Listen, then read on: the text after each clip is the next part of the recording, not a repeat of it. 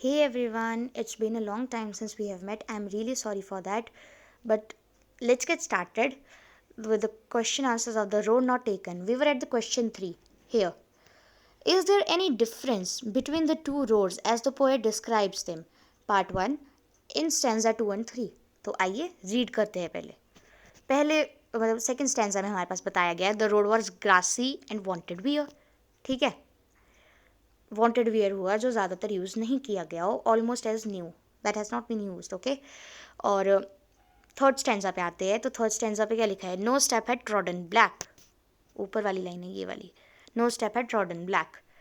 इसका मतलब कि एक मतलब कुछ भी, अगर हम जंगल के रास्ते पे जाते हैं तो ऊपर उधर पत्तियां गिरी होती है, और अगर कभी भी कोई रोड काफ़ी ज़्यादा यूज़ हुआ हो, जंगल का कोई भी रास्ता, तो उस रास्ते की पत्तियां ब्लैक हो चुकी होती है, उनके ऊपर फुटप्रिंट से मतलब चलने की वजह से वो पत्तियां ब्लैक हो चुकी होती है.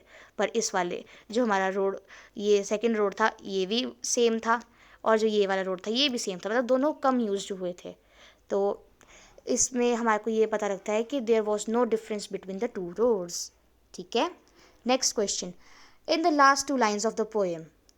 अब देखते हैं last two lines of the poem क्या है. I took the one less traveled by and that has made all the difference. Robert Frost कह रहे हैं कि अब इसका आंसर आएगा सेकंड पार्ट का क्वेश्चन 3 के, कि रॉबर्ट फ्रॉस्ट एक्सप्रेस कर रहे हैं अपने आप को कि मैंने वो रोड चुना था, वो रोड लिया था जो थोड़ा कम ट्रैवल किया गया हो, और उसी रोड पे ट्रैवल करने की वजह से मैं आज यहाँ हूँ, जहाँ पर भी मैं, जिस भी ओहदे पर, जिस भी पोजीशन पे मैं आज हूँ, वो उस रोड की वजह से हूँ जो मैंने उस दिन चूज़ किया था, which was the one which has been travelled less. Okay, next question. What do you think the last two lines of the poem mean? Looking back, does the poet regret his choice or accept it?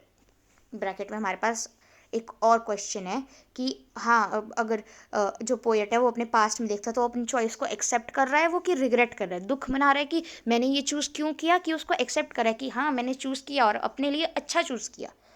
तो last two lines में तो अभी हमने पढ़ा कि poet क्या explain करते हैं. पोइट बोलते हैं मैंने वो रोड ट्रैवल किया था जो जिस पे ज़्यादातर लोग नहीं गए थे, और उसी की वजह से मैं आज यहाँ हूँ. ये लाइन पोइट ने बोली है लास्ट में.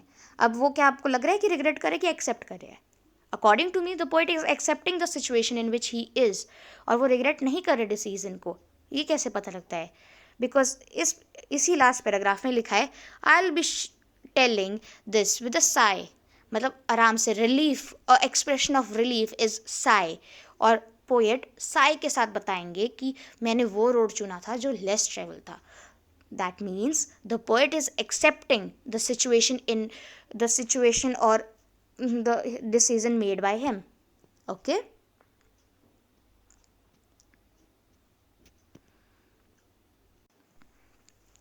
तो अब हम नेक्स्ट पार्ट्स पे आते हैं. पार्ट 2 मतलब जो हमारे सेकंड पार्ट के फर्स्ट क्वेश्चन पे आते हैं, which is this one. Okay, have you ever had to make a difficult choice? How will you make the choice? और ब्रैकेट में है, और do you think you will have to make a difficult choice to make, और for what reason? अच्छा, तो पहले तो आपके पास है कि आपको क्या लगता है कभी आपके पास ऐसी चॉइस आएगी फ्यूचर में, या और आप उस चॉइस को कैसे मनाएंगे, मतलब अपना डिसीजन कैसे लेंगे उस चॉइस को रिलेटेड? तो अब ये क्वेश्चन आप पे टोटली डिपेंड करता है. जैसे कि आपके पास कोई दो ऑप्शन है कि नहीं, या तो ये करना है, करियर वाइज लेते हैं बिकॉज पोएम में भी करियर है. तो आपके पास दो ऑप्शन है. एक आपकी हॉबी है, जैसे किसी की हॉबी डांसिंग, सिंगिंग, कोई भी है, तो एक आपके सामने आपके करियर ऑप्शन में आपकी हॉबी है, और दूसरे में एक ऐसी जॉब है जिसमें आपको काफ़ी ज़्यादा पेमेंट मिल रही है.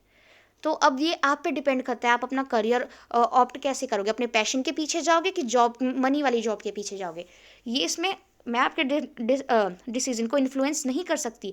दैट्स टोटली योर चॉइस, और एक्सप्लेन भी करना कि ऐसी चॉइस आपकी क्यों है.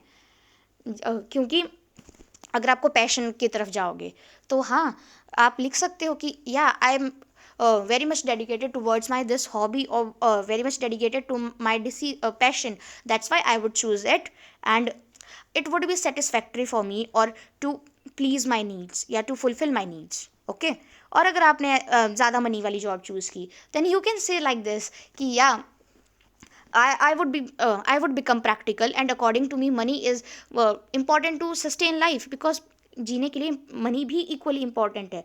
तो आप ये भी कह सकते हो. या आपका रीज़न ये भी आ गया. अगला question. After you have made a choice, do you always think about what might have been, और do you accept the reality.